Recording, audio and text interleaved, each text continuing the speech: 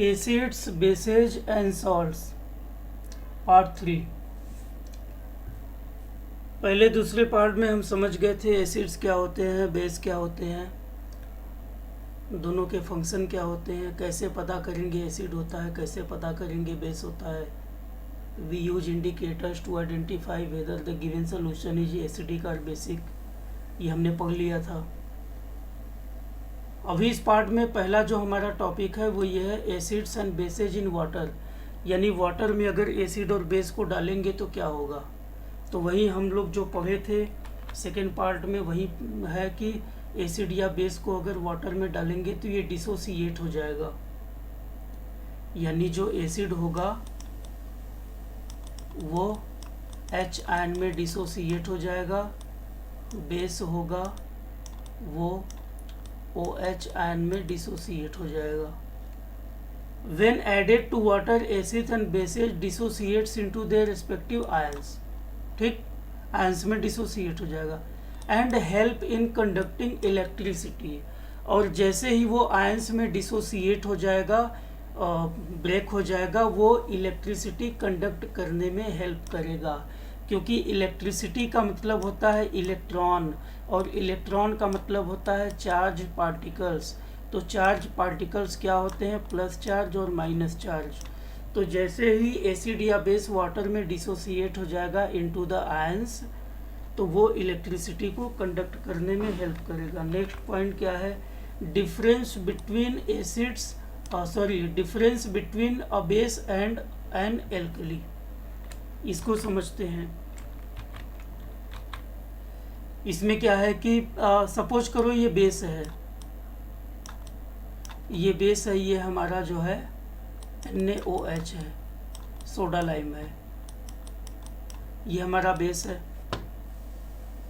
तो अभी ये बेस है, लेकिन इसको अगर हम वाटर में डिसॉल्व कर देंगे, NaOH को वाटर में लिक्विड फॉर्म में बना देंगे, तो अब ये बन गया एल्कली,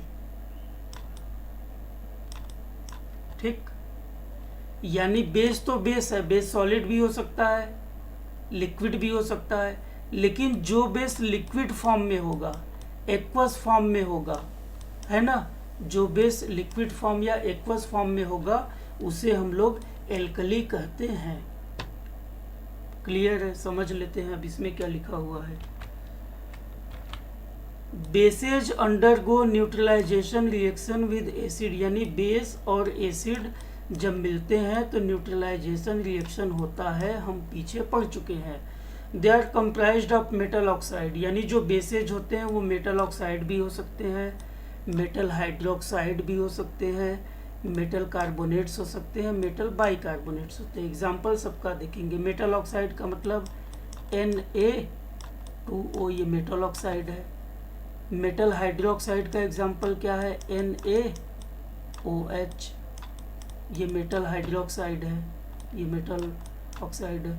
मेटल कार्बोनेट्स क्या होते हैं कि Na2CO3, ये मेटल कार्बोनेट है। मेटल बाइकार्बोनेट्स क्या होते हैं, NaHCO3, H माने बाइकार्बोनेट। तो ये सारे बेस हैं, ये सब बेस हैं, ठीक है। Most of them are insoluble in water, यानी इनमें जो ये हमने इतने सारे बेस लिखे हुए हैं, ज़्यादातर इसमें ऐसे हैं जो इनसॉल्युबल है, वाटर में डिसॉल्व नहीं होंगे, तो वो एल्कली नहीं कहलाएंगे। इनमें से जो बेस या कोई भी बेस जो वाटर में डिसॉल्व हो जाता है in aqueous form, in liquid form, that is known as alkali, तो उनको एल्कली बोलते हैं। तो अब एल्कली देख लो क्या है कि an alkali is an aqueous solution of base, यानी बेस का जो एक्वस सोल्यूशन होता है उसे एल्कली बोलते हैं। ये बात मैंने कई बार बोल दी, ठीक है।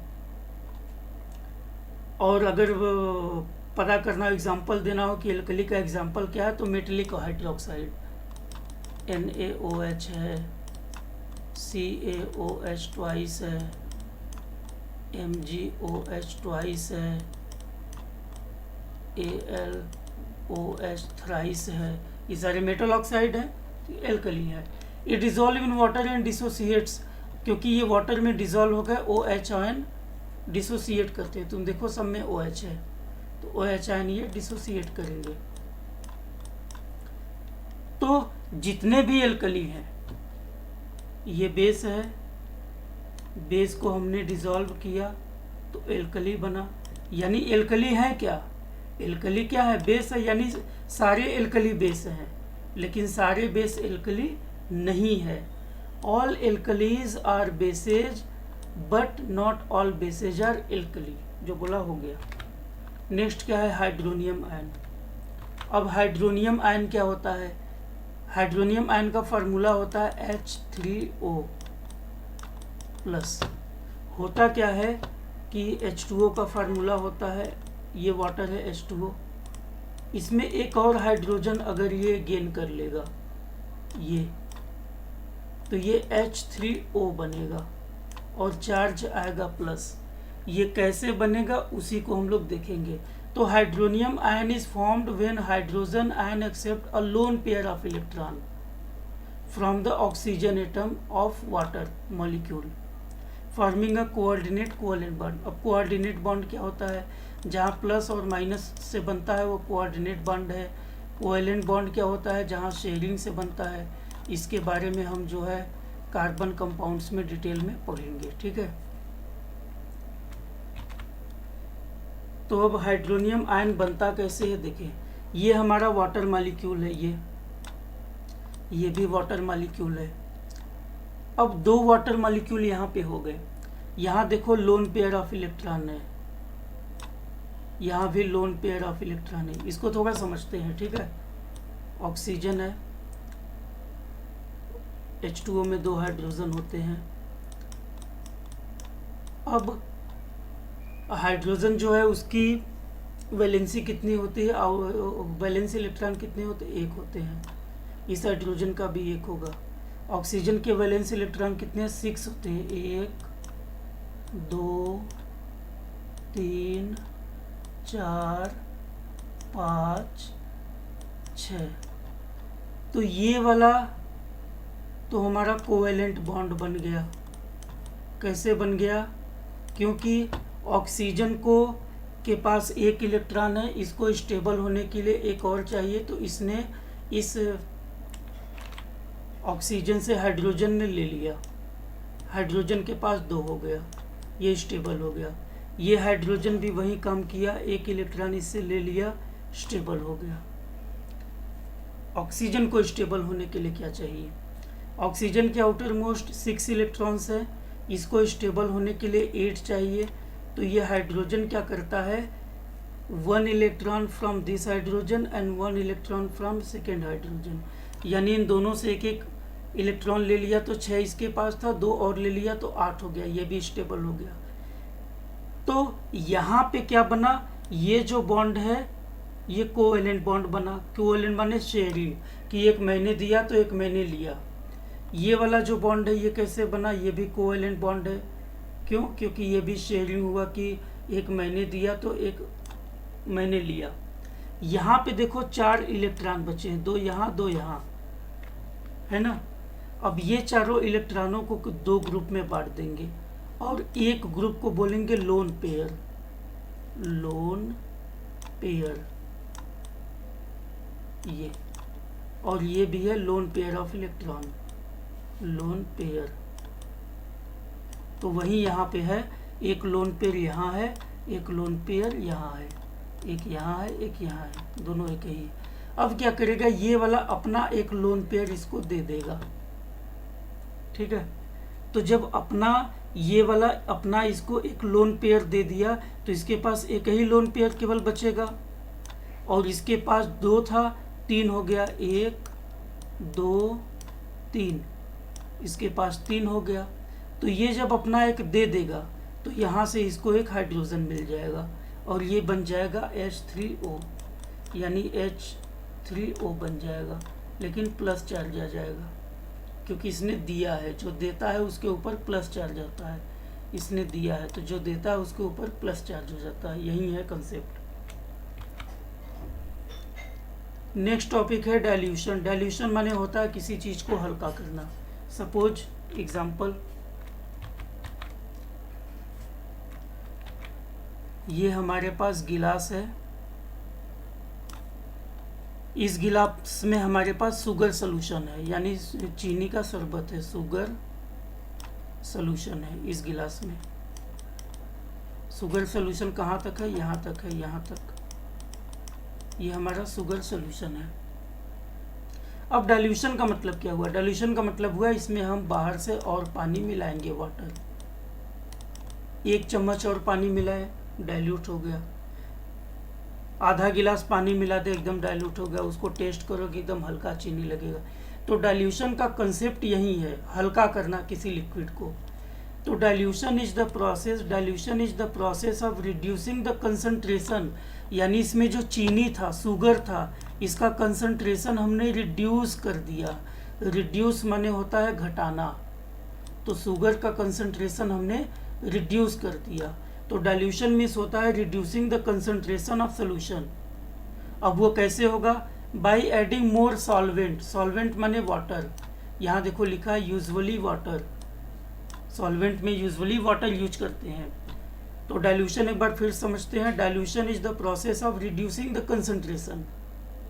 कंसंट्रेशन रिड्यूस करना, इसमें नमक होता तो नमक का कंसंट्रेशन रिड्यूस करना, चीनी था तो चीनी का कंसंट्रेशन रिड्यूस करना, नींबू का रस था तो लेमन जूस के कंसंट्रेशन को रिड्यूस करना।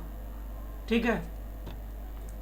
और जब डाइल्यूशन करते हैं तो ये बहुत एक्सोथर्मिक रिएक्शन होता है, हाईली एक्सोथर्मिक। एक्सोथर्मिक का मतलब कि जैसे ही एसिड में वाटर मिलाएंगे, एसिड को डाइल्यूट करने के लिए, एसिड को इफेक्ट को हल्का करने के लिए, तो उसमें बहुत ज़्यादा हीट बनेगा। और हीट जब निकलता है, ऐसे रिएक्शन को एक्सोथर्मिक बोलते हैं। ठीक है। To dilute an acid the acid must be water, यानी अगर एसिड को डाइल्यूट करना है तो हमें added acid must be water, यानी कि एसिड को डाइल्यूट करना तो एसिड डालेंगे वाटर में, not the other way round. ठीक है, फिर से इस बात को समझो। Acid must be added to water, इसको एकदम ये दिमाग में रख लो कि पानी है, वाटर, वाटर में हम लोग एसिड डालेंगे, वाटर में एसिड डालेंगे, एसिड में वाटर नहीं डालेंगे, क्योंकि बहुत ज़्यादा एक्सोथर्मिक रिएक्शन होता है और हम जल सकते हैं। जो कांच का बर्तन है जिसमें हम डाइल्यूशन कर रहे हैं वो भी टूट सकता है, ब्रेक हो सकता है। ठीक है। अब नेक्स्ट हमारा टॉपिक है strength of acid and base. बहुत इजी है, strength of acid and base बहुत इजी है। पहले स्ट्रॉन्ग एसिड या स्ट्रॉन्ग बेस क्या होता है? स्ट्रॉन्ग माने होता है, स्ट्रॉन्ग का मतलब समझो कि जितने भी प्लस आयन थे या जितने भी OH आयन थे ये कंप्लीटली डिसोसिएट हो जाए, कंप्लीटली डिसोसिएट हो जाए। H आयन या OH आयन कंप्लीटली डिसोसिएट हो जाए, इसको स्ट्रॉन्ग एसिड बोलेंगे। और पार्शियली डिसोसिएट हो, पार्शियली डिसोसिएट हो, उसको वीक एसिड या वीक बेस बोलेंगे। फिर से देखें, when molecules of given amount of acid और बेस डिसोसिएट्स कंप्लीटली, यानी ये कंप्लीटली डिसोसिएट हो जाए इनटू H आयन या OH आयन में, तो वो स्ट्रॉन्ग है एसिड या बेस। वीक में क्या है? When only a few of the molecules, यानी कुछ मॉलिक्यूल्स, या इसको हम लोग बोलते हैं पार्शियली, पार्शियली। तो ऐसे केस में वीक एसिड या वीक बेस होंगे। अब इस डायग्राम से हम लोग समझते हैं इस चीज को। यहाँ पे देखो, जैसे HA कोई कंपाउंड है, ठीक है, जब ये ब्रेक होगा तो H प्लस बनेगा, A माइनस बनेगा। इसके 10 मॉलिक्यूल थे तो 10 के 10 मॉलिक्यूल पूरी तरह डिसोसिएट हो जाएं, तो ये स्ट्रॉन्ग एसिड होगा। देखो सारे A अलग, सारे H अलग, कंप्लीट डिसोसिएट हो जाए, स्ट्रॉन्ग एसिड। लेकिन यहाँ देखो कहीं कहीं ये डिसोसिएट नहीं हुआ, ये डिसोसिएट नहीं हुआ, यानी ये पार्शियली डिसोसिएट हुए, इनकम्प्लीट डिसोसिएशन हुआ, तो ये वीक एसिड। बेस में भी वही है, BOH कोई बेस है, ये जब डिसोसिएट होता है तो B प्लस और OH माइनस में डिसोसिएट होता है। तो यहाँ देखो सारे डिसोसिएटिव, सारे OH अलग, सारे B अलग, सारे OH अलग, तो ये कंप्लीट डिसोसिएशन है बेस का, तो ये स्ट्रॉन्ग बेस है। यहाँ पे देखो कहीं कहीं BOH ये डिसोसिएट नहीं हुआ, ये डिसोसिएट नहीं हुआ, तो ये कम्प्लीटली डिसोसिएट नहीं हुआ, तो ये वीक बेस है। बस यही है। अब डाइल्यूट एसिड क्या है? डाइल्यूट एसिड का मतलब होता है कि जिसमें H आयन कम हो, H आयन का कंसंट्रेशन कम हो। जैसे कि एक गिलास है, इस गिलास में एसिड है, ठीक है, अभी इस एसिड में 100 H आयन है, तो हम लोग इसको स्ट्रॉन्ग एसिड मान लेते हैं। लेकिन अभी हमने इसमें पानी मिलाना शुरू किया, वाटर मिलाएंगे तो वाटर यहाँ तक अब आ गया। अब इसमें क्या होगा, वाटर से ये रिएक्शन करेगा तो इसमें जो 100 H आयन थे अब वो 70 H आयन हो जाएंगे, 70 हाइड्रोजन आयन। तो अब ये क्या हो गया, डाइल्यूट हो गया। क्यों? क्योंकि इसमें अब कम H आयन रह गए। तो इसको क्या बोलेंगे हम लोग, यहाँ पे दिया हुआ है less number of H ion, dilute acid. More number of H ion, concentrated acid, concentrated acid हो गया, यानी बहुत ज़्यादा H आयन है।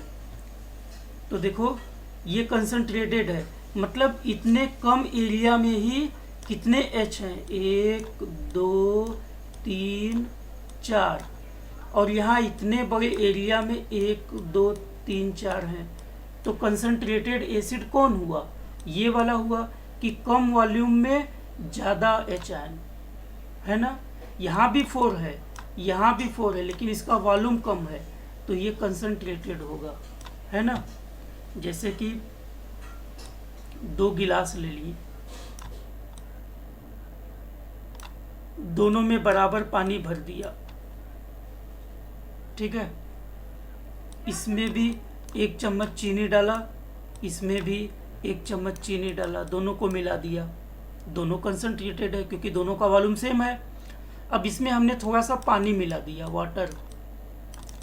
अब इसमें क्या हो गया, चीनी, इसमें भी 1 चम्मच, इसमें अभी भी 1 चम्मच ही चीनी है, लेकिन इसका वॉल्यूम बढ़ गया। वॉल्यूम बढ़ने से क्या हो गया, ये डाइल्यूट हो गया, डाइल्यूट हो गया। जबकि इसमें भी 1 ही चम्मच चीनी है, लेकिन इसका वॉल्यूम कम है, तो ये कंसंट्रेटेड है। यहाँ उसी तरह बेस वाला एग्जाम्पल है कि कम वॉल्यूम में ज़्यादा OH आयन है, यहाँ भी OH आयन 4 है, यहाँ भी 4 है, लेकिन इसमें जो है वॉल्यूम कम है, तो ये कंसंट्रेटेड है, ठीक है।